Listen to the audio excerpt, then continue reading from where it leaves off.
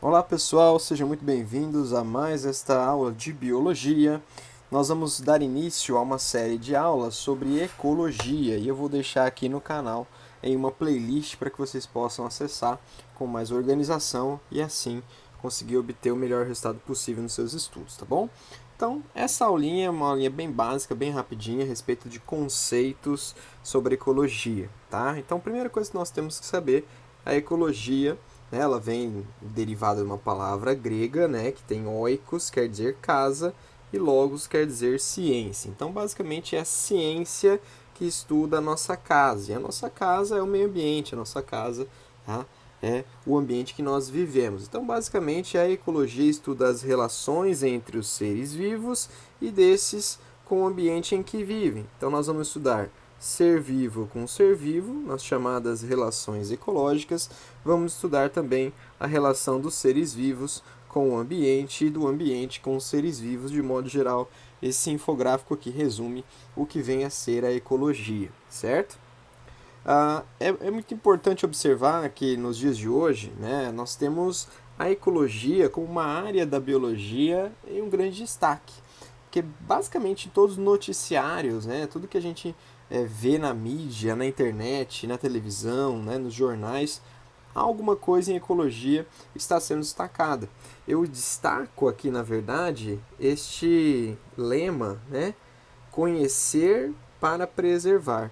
Isso aqui é uma coisa que eu aprendi, né, e é muito importante à medida que a gente conhece do que está se tratando, né, é mais importante para a gente poder preservar, porque na verdade, como é que o homem, né, o ser humano, nossa espécie, ele vai querer preservar a natureza se ele não conhece a importância desta natureza, desse meio ambiente para si próprio, tá? Então, aquelas ideias antigas, muitas vezes, que nós já ouvimos falar de caça de animais, né, desmatamento, queimadas.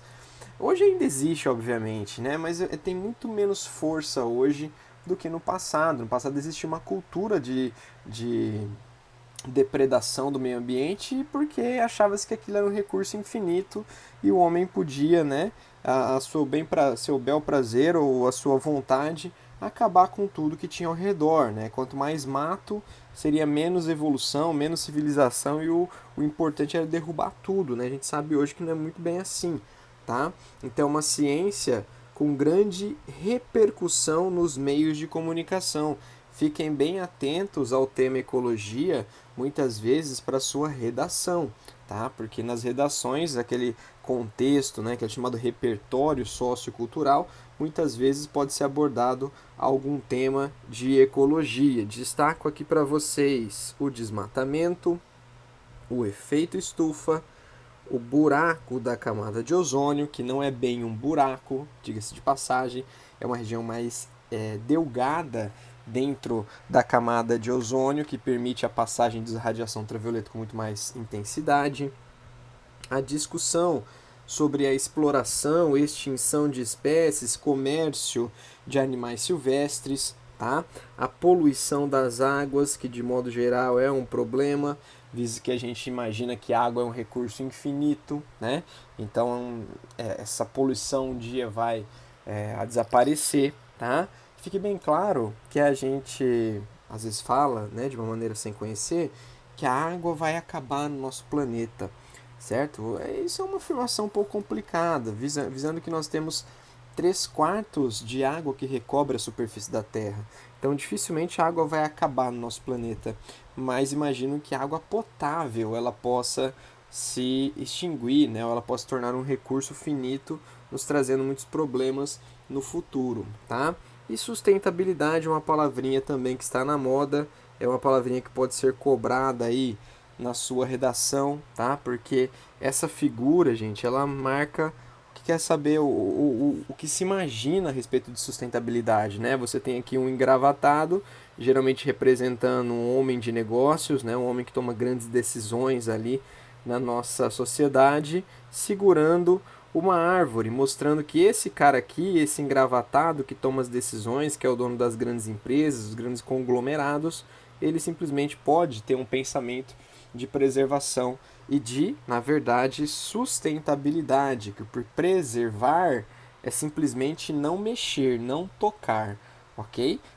Explorar com consciência e, de certa forma, coexistindo a civilização e os avanços tecnológicos com a natureza, é a palavra que a sustentabilidade resume, tá bom?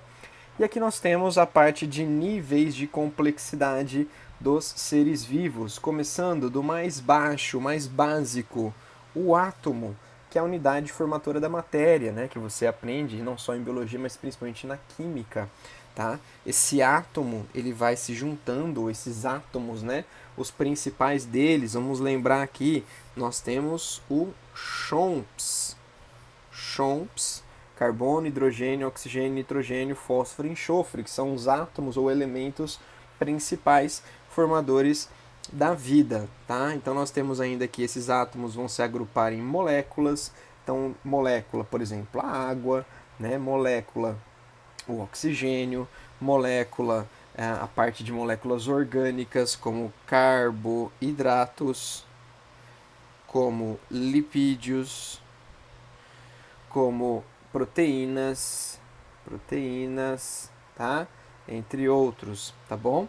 Nós temos ainda orgânulos ou organelas, como por exemplo as mitocôndrias, o complexo de Golgi, os ribossomos, o retículo endoplasmático. Essas organelas se agrupam em células, né? As células principais, os neurônios, as hemácias, os hepatócitos, os condroblastos, entre outras células conhecidas aí do nosso corpo. As células se agrupam nos tecidos, isso é estudado na histologia, como por exemplo o tecido epitelial, de revestimento, glandular, o tecido conjuntivo, né? Dentro de conjuntivo a gente tem o propriamente dito frouxo, o denso modelado, não modelado. Ainda temos o tecido muscular, o tecido nervoso, tá? Que são os tecidos formados pelas células, pelo grupamento de células. Os tecidos formam órgãos. Aí vem o coração, o fígado, os rins, a pele, que é o maior órgão do corpo humano. E por si, né, os órgãos se agrupam formando sistemas. Aí você tem o sistema digestório, o sistema respiratório, cardiovascular, o sistema endócrino, o sistema linfático, o sistema imunitário, o sistema urinário, nervoso, tá? E aí esses sistemas se agrupam em um organismo, um indivíduo. E esse indivíduo, ele, né, se agrupa ou se organiza em espécie.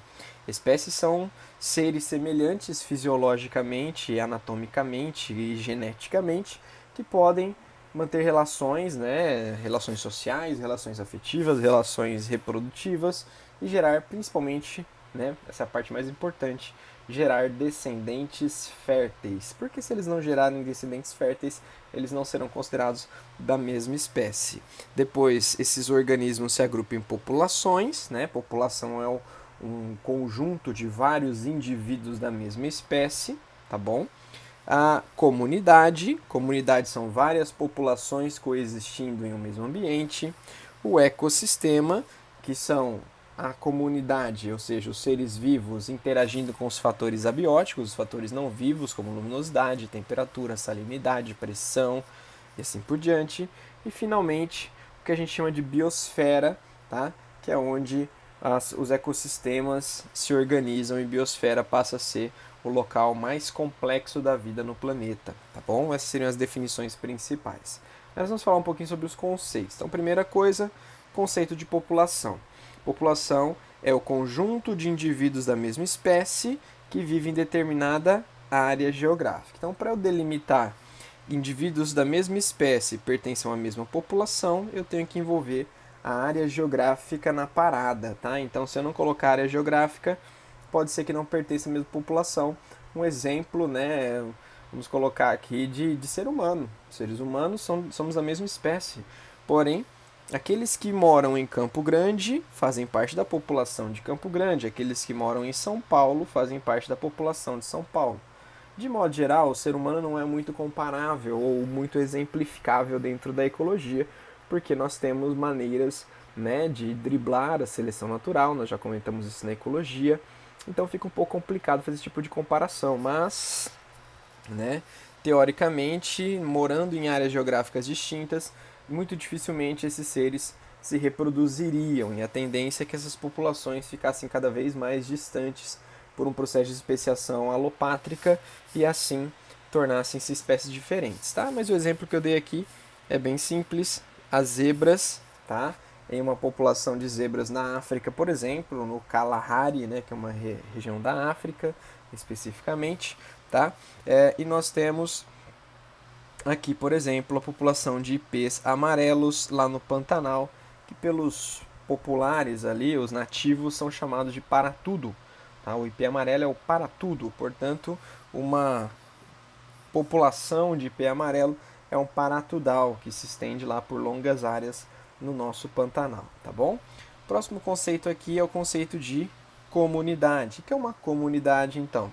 A comunidade ela pode ser chamada de biocenose ou de biota, tá? Biocenose e biota é a mesma coisa que comunidade. Definindo, vamos lá, vamos definir isso aqui. É o conjunto de populações de diferentes espécies que vivem numa mesma região, tá?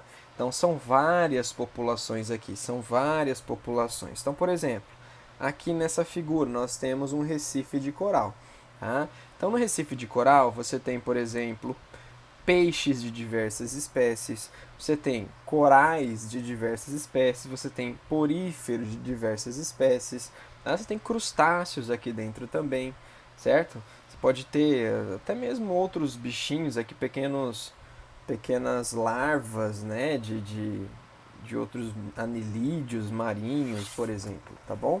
Então você tem um monte de outras coisas que podem estar fazendo parte desta comunidade, por isso que é uma comunidade, são várias populações que ali estão, tá? Nesta outra figura, nesta outra imagem, né, nós vemos ali os representantes do filme Madagascar, na África, a zebra, o leão, o hipopótamo, a girafa e os pinguins, e temos até aqui um lêmure, né, o que faz parte também de Madagascar no caso.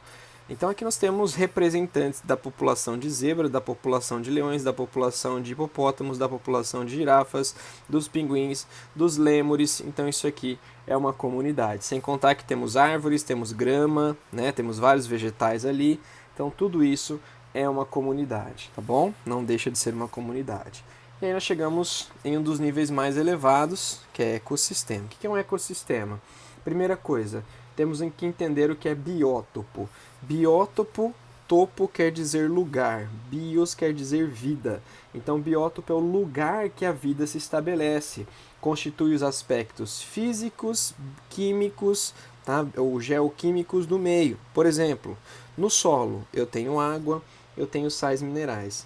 Na atmosfera eu tenho gases, eu tenho a umidade relativa do ar, eu tenho a temperatura, eu tenho também a luminosidade. Então, de certa forma, o que acontece? O biótopo, ele define muito os seres vivos que ali ocuparão, tá? Então, por exemplo, se o biótopo for um local de altas temperaturas, baixa umidade, né, poucas chuvas, muita luminosidade, um tipo de comunidade vai se estabelecer ali, tá? Provavelmente vai ser um tipo de comunidade resistente a temperaturas altas, animais adaptados à savana, por exemplo. Se esse biótopo mudar, a biocenose vai mudar também. Se esse biótopo congelar, virar gelado, aqueles seres não vão resistir, eles vão até acabar sendo eliminados, tá? Então, nesse caso, vai haver uma mudança de biocenose com relação ao biótopo. Por isso que é tão importante, né, falar com relação a alterações ambientais, porque se houver uma alteração significativa do meio ambiente, pode ser que nós, que compomos a biocenose atual, não estaremos mais adaptados ao biótopo em si. Tá? Então isso pode levar a uma extinção em massa de várias espécies, inclusive da nossa. Só lembrando que a biocinose, que é sinônimo de comunidade, tá? Comunidade, tá no slide anterior, beleza? Forma o ecossistema juntamente com o biótopo, tá? Então, quando eu falo em ecossistema, o que pode ser um ecossistema? Um oceano pode ser um ecossistema, um deserto pode ser um ecossistema, uma floresta pode ser um ecossistema, uma caverna, um ecossistema, até mesmo um aquário pode ser um ecossistema, né? Se for um aquário com uma grande quantidade de espécies ali, formando várias populações, formando uma comunidade com seus fatores bióticos e abióticos, com certeza isso pode ser sim considerado um ecossistema, tá bom? E nesse caso, o nível mais alto de organização passa a ser a biosfera. A biosfera compreende o conjunto de todos os ecossistemas do planeta. É qualquer região da Terra onde existe vida. Então nós temos lá o ponto mais alto do planeta, que é o Everest, tá? Com 8.848 metros de altitude, onde alguns tipos de bactérias podem sobreviver naquelas temperaturas. Tá? E nós temos as fossas das Marianas com mais de 11.000 quilômetros de profundidade, tá? 11.000 km de profundidade, tá, pessoal? Então ali Fossas das Marianas no Pacífico é uma região também onde você pode encontrar vida, né? Claro que não a vida como a gente imagina, mas uma vida limitada, porém poderia ser considerado um ecossistema, estaria dentro do conceito de biosfera, tá? Então, além disso, nós poderíamos classificar as partes da biosfera como a atmosfera, conceito esse que a maioria de vocês já conhece, né, da biologia e da química. Atmos quer dizer gás, que é a camada da Terra, do planeta formado pelo ar. A hidrosfera, que é a parte da água, né, a parte que recobre lá 3/4 da superfície terrestre. Isso vai incluir a parte dos oceanos, que é chamado de talassociclo, né, e a parte das águas doces, que é chamada de epinociclo. Tá? E aqui você tem a litosfera, ok? Que é a parte da terra, né? Das rochas, do solo, certo? Litosfera, que forma a crosta terrestre basicamente. É uma coisa importante chamar a atenção, vou falar disso mais em outras aulas, é sobre o efeito estufa, que é algo muito comentado, certo? O efeito estufa, ele é um efeito natural, ele é um efeito que permite a vida no planeta, porque a camada dos gases que recobre ou que compõe a atmosfera forma uma barreira natural. A radiação entra, tá? Reflete na superfície, parte dessa radiação vai embora, tá? Só que parte é refletida e é retida dentro da estufa, fazendo com que essa estufa se torne aqui uma temperatura viável. Se aqui fora vai estar menos 10 graus, aqui dentro vai estar em torno de 25 graus Celsius. Então é uma coisa muito mais viável para a vida, tá bom? Mais ou menos o que aqui a estufa artificial mostrando e a estufa natural mostra, né? A radiação solar passa a camada de nuvens, de gases, reflete, parte vai embora, tá? E parte fica na forma de calor. O problema é que o aumento dos gases de efeito estufa, principalmente o CO2 e o CH4, o metano, né, e o gás carbônico, estão fazendo com que essa camada de gás fique mais espessa, fique mais potente, né? Então está aumentando ainda mais a retenção de calor, está fazendo elevar as temperaturas médias do planeta. Isso pode ter muitos riscos no futuro, mas mais adiante nós vamos voltar a falar sobre isso, tá? Buraco da camada de ozônio é uma coisa que eu já citei. O grande problema aqui são CFCs, clorofluorcarbonos, que são elementos que têm o cloro, e o cloro é o mais problemático, porque ele vai destruir a molécula de ozônio, transformando esse ozônio, tá? Nisso aqui, em oxigênio e óxido de cloro, e assim ele acaba com a proteção natural. Esse buraco se localiza na região da Antártida, porém, né, ele pode expandir, né, com a atividade humana. Isso vai diminuir a produtividade nas plantas, porque as plantas também sofrem com radiação, tá? Isso pode elevar a quantidade de câncer de pele na população humana, tá bom? E frisando, não é um buraco, é uma camada menos espessa na camada de ozônio. O efeito dos oceanos no clima, né? A gente às vezes fala, mas eu moro longe do oceano, não tem nada a ver com essa história. Mas dentro dos oceanos existem as chamadas correntes marítimas. As correntes marítimas são verdadeiros rios dentro dos oceanos, né? Então são águas que se movem dentro dos oceanos e existem correntes quentes, correntes frias, que podem levar, né, grandes efeitos aí para o mundo inteiro. Você tem uma corrente fria de Humboldt que traz nutrientes lá do fundo do oceano, aumentando cardumes na região costeira do Chile.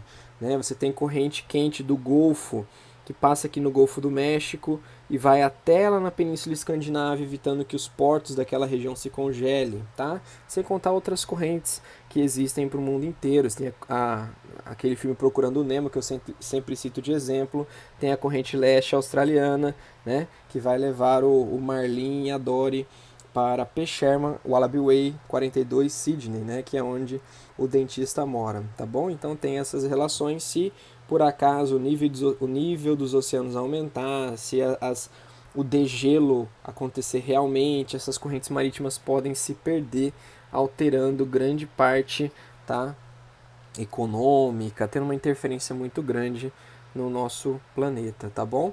E tem também efeitos da altitude na temperatura. De modo geral, a cada 200 metros de altitude que você sobe, cai 1 grau Celsius, tá? Então, quando a gente vai fazer uma viagem de avião, é perceptível, né? Por mais que calor esteja na época, a 10 mil metros de altitude, geralmente a temperatura externa é de menos 30 graus Celsius, né? Às vezes formam pequenos cristais de gelo na janela do avião, porque a cada 200 metros de altitude cai 1 grau. Dá para ver esse contraste, né? Na África, você tem lá a savana africana, você tem girafas aqui, zebras, e lá no horizonte você tem um monte nevado. Esse monte aqui é o Kilimanjaro, e essa neve aqui é chamada de neve eterna, porque naquela altitude, tá, mais de 3 mil metros de altitude, essa temperatura ela é negativa e essa neve nunca derrete, tá bom?